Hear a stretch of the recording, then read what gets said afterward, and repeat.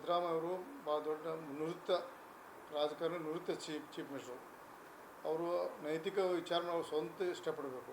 2011 ಯಡಿಯೂರಪ್ಪ ಅವರು ನಡೆದಾಗ ಅವ್ರು ಏನು ಮಾತಾಡೋ ಶಬ್ದ ನೆನಪು ಮಾಡ್ಕೋಬೇಕು, ಅವ್ರು ನಿರ್ಣಯ ತೊಗೋಬೇಕಂತ ನನ್ನ ಮನವಿ ಇದೆ. ಯಾಕೆ ಅವ್ರಿಗೆ ನೋಡಿ, ಅವ್ರು ತಿಳ್ಕೊಬೇಕು. ಅವರು ವಿರೋಧ ಪಕ್ಷದಾಗ ಏನು ಮಾಡಿದ್ದಾರೆ, ಈಗ ಮುಖ್ಯಮಂತ್ರಿ ಏನು ಮಾತಾಡೋ ಅವ್ರ ಮೇಲೆ ಬಿಟ್ಟು ಬಿಡ್ತೀವಿ. ಅದಕ್ಕೆ ನಾವು ನಮ್ಮ ಪಕ್ಷ ಏನು ನಿರ್ಣಯ ತೊಗೊಂಡ್ರೆ ಅದಕ್ಕೆ ಪ್ರತಿಯೊಂದು ಶಬ್ದಕ್ಕೆ ನಾವು ಬದ್ಧತೆ ಇಷ್ಟು ಈಗಾಗಲೇ ಅದು ಸೇಮ್ ನಿಮ್ಮ ರಿಪೀಟ್ ಮಾಡಿದ್ದೀನಿ. ಅವ್ರ ಪಕ್ಷದವರೇ ಅವ್ರಿಗೆ ಮುಳುವಾಗ್ರ ಅದೆಲ್ಲ ಗೊತ್ತಿಲ್ಲ. ಈ ಸದ್ಯ ಹೇಳೋ ಪರಿಸ್ಥಿತಿ ಅಲ್ಲ. ನೋಡಿರಿ, ರಾಜಕಾರಣದಲ್ಲಿ ಭಾಳ ದೊಡ್ಡ ಅನಾಹುತ ಆಗ್ತದೆ. ಅಕಸ್ಮಾತ್ ಏನಾರೋ ಒಬ್ಬ CD ಶಿವಣ್ಣಂತ ಬಂದು ಮುಖ್ಯಮಂತ್ರಿ ಆಗಿಬಿಟ್ರೆ ರಾಜ್ಯದ ಅಂತ ಏನು ಮಾಡ್ತದೆ ಅದೋ ಗತಿಗೆ ಹೋಗ್ತದೆ. ಯಾಕೆ ಭಾಳ ಮಹಾನುಭಾವರು ಕಟ್ಟಿದಂಥ ನಮ್ಮ ಕರ್ನಾಟಕ ರಾಜ್ಯ. ಏನಾರ ಮುಖ್ಯಮಂತ್ರಿ ರಾಜೀನಾಮೆ ಕೊಟ್ಟ ನಂತರ ಮುಂದಿನ ಹಂತ ಭಾಳ ಕರ್ನಾಟಕ ರಾಜ್ಯದಲ್ಲಿ ಜನರು ಎಲ್ಲ ಪ್ರಮುಖ ರಾಜಕೀಯ ಪಕ್ಷ ಭಾಳ ವಿಚಾರ ಮಾಡುವಂಥ ಸನ್ನಿವೇಶ ಇದೆ.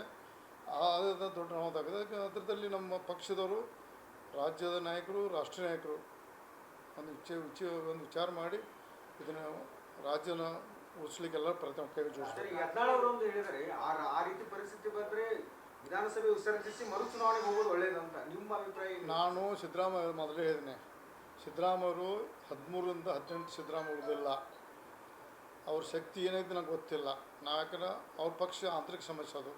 ನಾನು ಭಾರತೀಯ ಜನತಾ ಪಕ್ಷ ಸದಸ್ಯರಾದ ನಂತರ ಕಾಂಗ್ರೆಸ್ ಪಕ್ಷದ ಒಳಗೆ ನಡೆದ ಗೊತ್ತಿಲ್ಲ.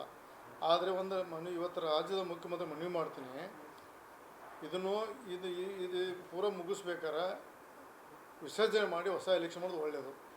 ರಾಜ್ಯ ವಿಧಾನ ವಿಸರ್ಜನೆ ಮಾಡಿ ಹೊಸ ಎಲೆಕ್ಷನ್ ಹೋಗೋದು ಜನರ ಮುಂದೆ ಹೋಗೋದು ಒಳ್ಳೆಯದಂತ ಅಂದ್ರೆ ರಾಜ್ಯದ ಮುಖ್ಯಮಂತ್ರಿ ಮನವಿ ಮಾಡ್ಕೊತೀನಿ. ಅವರು ನೈತಿಕ ಹೊಣೆ ಹೊರಟು ರಾಜೀನಾಮೆ ಕೊಡೋದು ಒಳ್ಳೆಯದು. ಯಾಕಂದ್ರೆ ಒಬ್ಬ ಒಳ್ಳೆಯ ರಾಜಕಾರಣ ಅಂದರೆ ಅವ್ರಿಗೆ ಕಪ್ಪು ಚುಕ್ಕಿ ಯಾವಾಗ ಬಂದಿರಲಿಲ್ಲ ಬಂದಿದೆ, ಅದನ್ನು ಬೇಕು ಕಾನೂನು ಹೋರಾಟ ಮಾಡಿ ಕ್ಲೀನ್ ಚಿಟ್ ಬಂದು ಹಳಸಿ ಮುಖ್ಯಮಂತ್ರಿ ಆಗಲಿ. ಬಟ್ ಇದೊಂದು ಹೇಳ್ತಲ್ಲ, ಇದೊಂದು ರಾಜ್ಯದ ರಾಜೀನಾಮೆ ಕೊಟ್ಟ ನಂತರ ಭಾಳ ದೊಡ್ಡ ಅನಾಹುತ ಆಗುವಂಥ ರಾಜಕಾರಣ ಸನ್ನಿವೇಶ ಬರ್ತದೆ. ಅದು ಎಲ್ಲ ಪಕ್ಷದರು ಒಂದು ಗಟ್ಟಿಯಾಗಿ ನಿಲ್ಲಬೇಕಾಗುತ್ತೆ.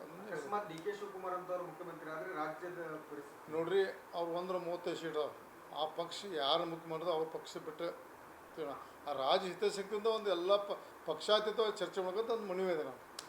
ನೀವು ಸಿದ್ದರಾಮಯ್ಯನವರು ನೀವು ಬಿಜೆಪಿಯಲ್ಲಿ ಇದ್ರು ಕೂಡ ನಿಮ್ಮ ರಾಜಕೀಯ ಗುರು ಅಂತ ಹೇಳಿ ನಮ್ಮ ಬಂದಿದ್ದೀರಿ ಸರ್. ಈಗ ಇಂಥ ಸನ್ನಿವೇಶ ಎಂದೂ ಸೃಷ್ಟಿಯಾಗಿರಲಿಲ್ಲ.